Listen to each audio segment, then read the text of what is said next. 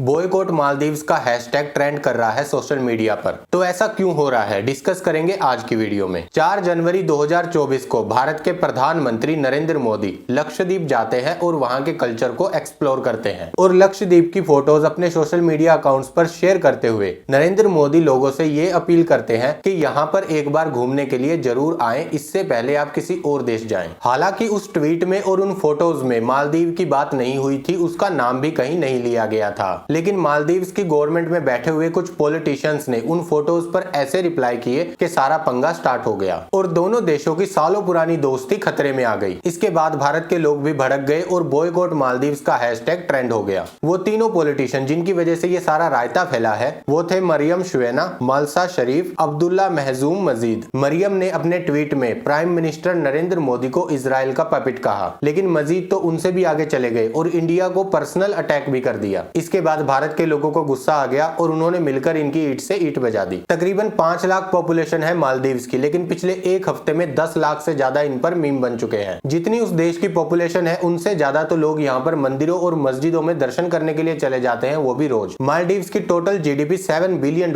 है। इतने तो अंबानी और अडानी एक महीने में पैसे जनरेट कर लेते हैं। लेकिन देखने वाली बात यह है कि अपने देश के प्राइम मिनिस्टर ने अपने देश की एक जगह पर जाकर अपने लोगों को वहां आने के लिए कहा, तो इससे उन लोगों को क्यों प्रॉब्लम हो रही है? तो आंसर है टूरिज्म। मालदीव का सबसे बड़ा इनकम का सोर्स है टूरिज्म और सबसे ज्यादा टूरिस्ट जाते हैं इंडिया से। इंडिया से जाने वाले टूरिज्म का जो परसेंटेज है वो 25% है। मतलब मालदीव्स में जितने भी टूरिस्ट आते हैं उनमें 4 में से 1 इंसान इंडियन होता है। लेकिन अगर इंडियन मालदीव्स को छोड़कर लक्षद्वीप जाने लगेंगे तो ये लोग रोड पर आ जाएंगे, नहीं पानी में आ जाएंगे। है क्या, चारों तरफ पानी तो है, तो इसीलिए उनको मिर्ची लगी है। ट्विटर पे उनके उल्टे सीधे ट्वीट करने के बाद जब इंडिया में बॉयकॉट मालदीव्स ट्रेंड हो गया तो बहुत सारे सेलिब्रिटीज ने और आम लोगों ने भी अपनी फ्लाइट्स मालदीव की कैंसिल कर दी हैं। बिजनेसेस ने भी मालदीव्स की फ्लाइट की बुकिंग को कैंसिल कर दिया है और बहुत सारी ट्रेवल वेबसाइट्स ने भी उनकी बुकिंग लेने से मना कर दिया है। और ये सब होते हुए देखकर मालदीव्स की गवर्नमेंट का मोहल्ला हिल गया। मालदीव्स की गवर्नमेंट ने उन तीनों पॉलिटिशियंस की स्टेटमेंट से किनारा कर लिया है। जब चीजें और ज्यादा बढ़ने लगी तो उन तीनों पॉलिटिशियंस को सस्पेंड भी कर दिया गया है। लेकिन अगर आपको यहां तक ये लग रहा है ना कि ये सब कुछ टूरिज्म की वजह से हुआ है, तो नहीं दोस्त, इसमें जियोपॉलिटिक्स भी इन्वॉल्व है और इन्वॉल्व है चाइना। तो जिनको मोटा मोटा ये सारा मुद्दा समझना था, आपके लिए वीडियो यहीं खत्म होती है। आप वीडियो को लाइक कर दीजिए, शेयर कर दीजिए अपने फ्रेंड्स और फैमिली में और प्लीज चैनल को सब्सक्राइब जरूर कर लीजिए। लेकिन जो लोग डीप में जाना चाहते हैं और जियोपॉलिटिक्स के एंगल को भी इसमें समझना चाहते हैं, उनके लिए आगे वीडियो है।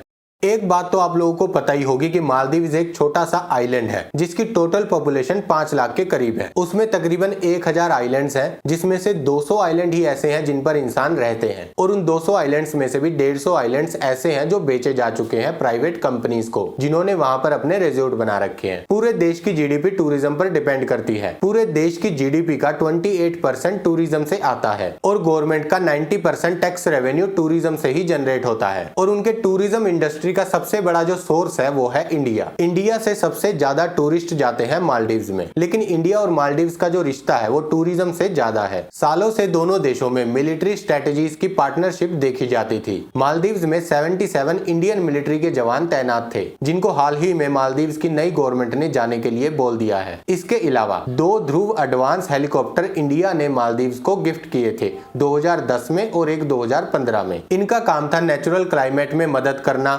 सर्च रेस्क्यू ऑपरेशन में मदद करना और पेशेंट को एयरलिफ्ट करवाना। इसके अलावा इंडियन वॉरशिप मालदीव्स को सी में भी प्रोटेक्ट करती है टेररिज्म को रोकने के लिए। लेकिन इंटरेस्टिंग बात यह है कि मालदीव्स ने खुद रिक्वेस्ट किया था इंडिया को यह सब कुछ करने के लिए। साल 2009 में मालदीव्स पर खतरा था टेररिस्ट का, तो जिसके लिए मालदीव्स ने इंडिया से मदद मांगी थी। लेकिन पिछले कुछ सालों में यही की गई मदद इनके पॉलिटिक्स में इनके लिए इशू बनती जा रही थी, क्योंकि मालदीव्स की कई पॉलिटिकल पार्टीज इसके फेवर में नहीं थी और इसी के खिलाफ इंडिया आउट का कैंपेन भी चला रही थी, जिसको रन कर रहे थे मोहम्मद मुइज़। और इसी कैंपेन के दम पर ये सत्ता में आए। अब इन्होंने सत्ता में आते ही सबसे पहला ऑर्डर ये दिया कि जो 77 जवान इंडिया आर्मी के वहां पर तैनात थे उनको जाने के लिए बोला गया, क्योंकि उनको ऐसा लग रहा था कि इंडिया मालदीव्स पर कब्जा करने जा रहा है। ये सोचने से पहले थोड़ा इतिहास तो पढ़ लेते। अगर इंडिया को अपने पड़ोसी देशों पर कब्जा ही करना होता तो बांग्लादेश को आजाद कराने के बाद उसको अपने में मिला मिला लिया होता, आज बांग्लादेश अलग देश नहीं होता, वो भारत का ही हिस्सा होता। मालदीव्स की फॉरेन पॉलिसी में ये था कि जो भी नया प्रेसिडेंट बनेगा वो सबसे पहले इंडिया को विजिट करेगा। लेकिन मुइज़ू जो इंडिया आउट के कैंपेन को चलाकर सत्ता में आए थे,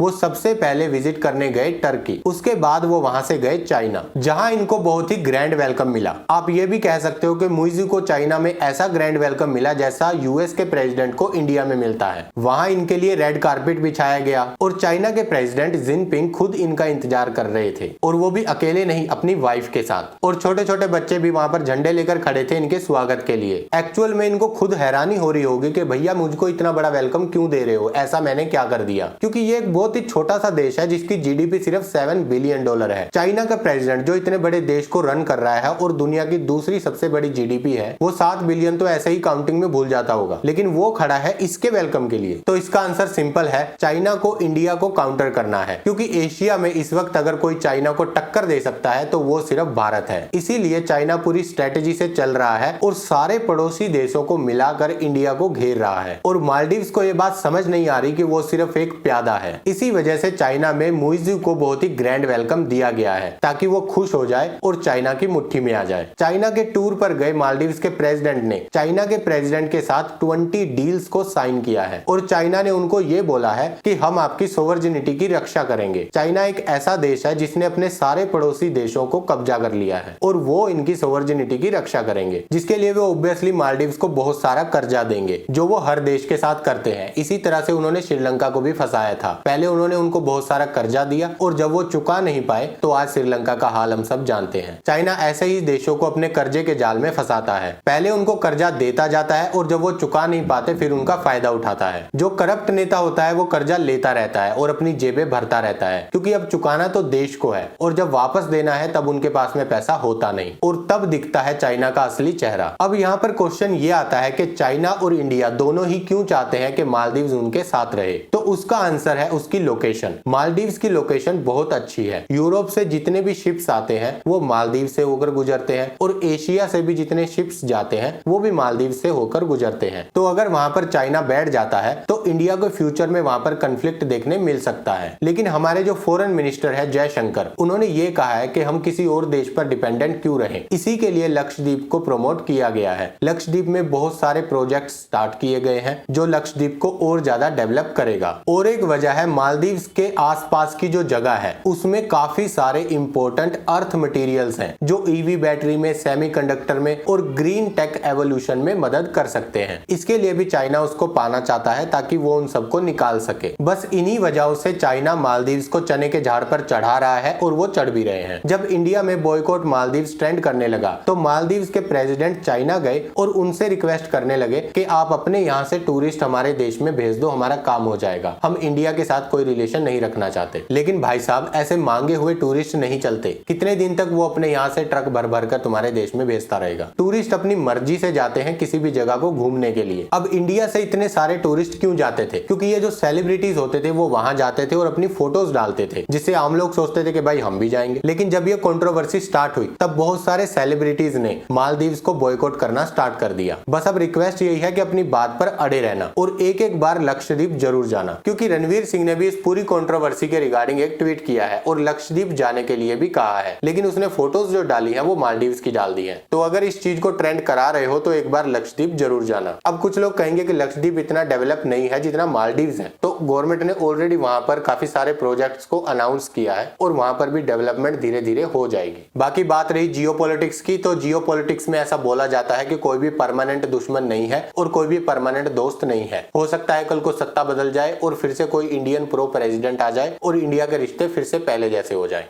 थैंक यू फॉर वॉचिंग।